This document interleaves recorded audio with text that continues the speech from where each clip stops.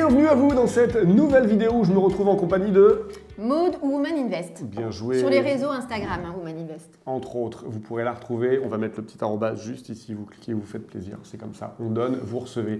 On se retrouve dans cette nouvelle vidéo où on va vous expliquer comment faire un maximum de cash. On parle de 20% en 2022. Les arguments sont très importants à comprendre.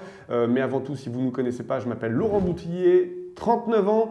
Ancien chef d'entreprise dans le bâtiment, ce qui me donne une légitimité aujourd'hui. Et aujourd'hui, je vis de mes rentrées locatives. Ma chérie.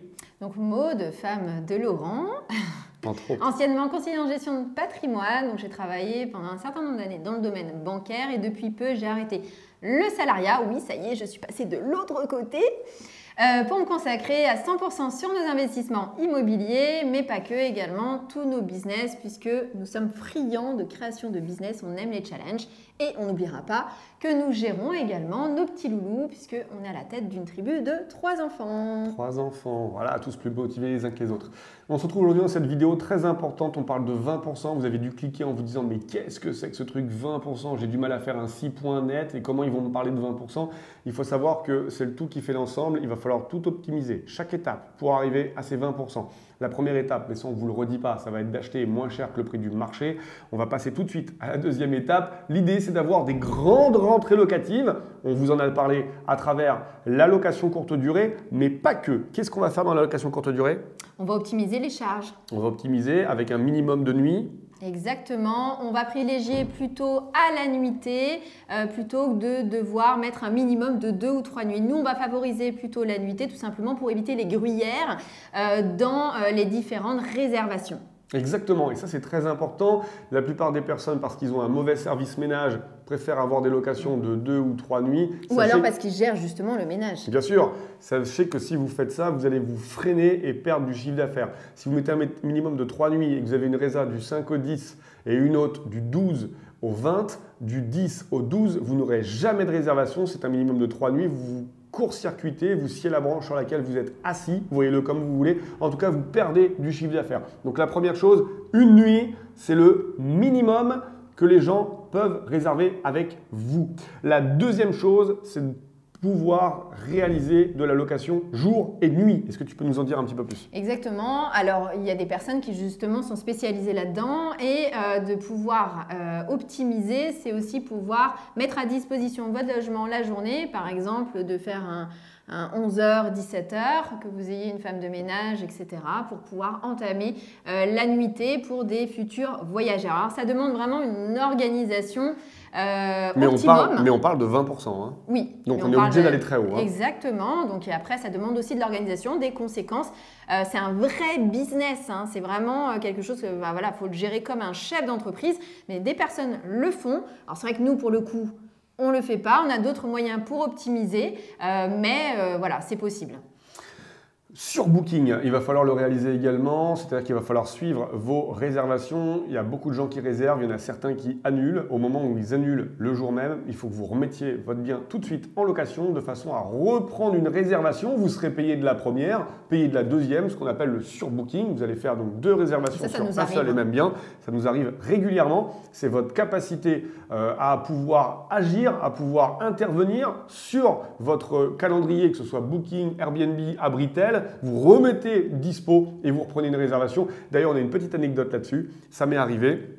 J'ai un locataire qui a annulé le bien et Airbnb, je l'ai remis disponible. 4 minutes après, j'ai reçu une nouvelle réservation pour la même nuit. Ça va très très vite pourvu que vous soyez organisé. L'idée ensuite pour réaliser ces 20% de rentabilité, on a vu des grandes rentrées locatives. Derrière, ça va être des faibles charges. On va travailler surtout notamment les radiateurs connectés par exemple. Exactement. Donc le fait d'avoir des radiateurs connectés, parce que vous savez quand vous faites de la location courte durée, il y a des personnes qui font attention et d'autres pas. Donc ça peut arriver régulièrement que le chauffage soit à 30 avec les fenêtres ouvertes. Ça c'est très récurrent. Le fait d'avoir des radiateurs connectés, vous allez pouvoir maîtriser à distance votre chauffage de façon à pouvoir mettre un maximum pour que les voyageurs ne l'utilisent pas à mauvais escient. On parle de radiateurs connectés, 1 degré en moins, c'est 7% d'économie. On parlera également d'eau chaude connectée qui vont vous permettre à travers des fonctions en Wi-Fi de mettre en route l'eau chaude 45 minutes avant que les locataires arrivent, ce qu'on appelle la fonction boost sur les ballons d'eau chaude. Et toutes ces charges comme le réducteur de pression également pour l'eau, pour que les gens aient un petit peu moins de pression, vont vous permettre de pouvoir à grande échelle gagner de l'argent. Donc plus de rentrées locatives, moins de charges. Vous allez comprendre qu'on va arriver à ces 20%. Et la dernière astuce, très clairement, c'est d'acheter moins cher que le prix du marché. Exactement, donc ça passera surtout par une grosse négociation en amont et de pouvoir faire des décotes donc lors de la visite de votre bien et de pouvoir les lister. Et lorsque vous allez faire votre offre d'achat, c'est de pouvoir négocier au maximum par rapport à toutes ces décotes. Exactement, et ces décotes, il en existe plein.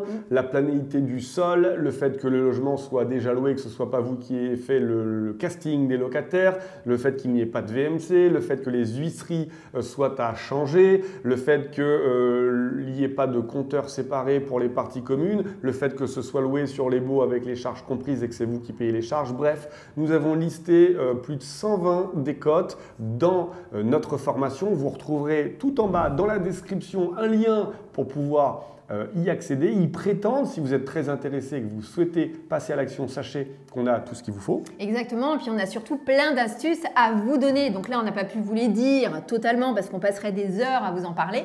Mais des astuces, on en a plein puisqu'encore une fois, on maîtrise puisqu'on est sur le terrain, on a de l'expérience et on a pu optimiser au fur et à mesure du temps avec des astuces que l'on a mis en place. Exactement. En tout cas, c'était un plaisir pour nous de vous retrouver sur cette vidéo. Si vous avez apprécié, n'hésitez pas à nous mettre un pouce vers le haut, vous abonner à la chaîne, activer la cloche pour recevoir ces vidéos en priorité. C'était un réel plaisir pour nous de vous retrouver. On vous dit à très vite pour de nouvelles vidéos. En attendant, bon investissement à vous tous. Bye ciao, bye. ciao!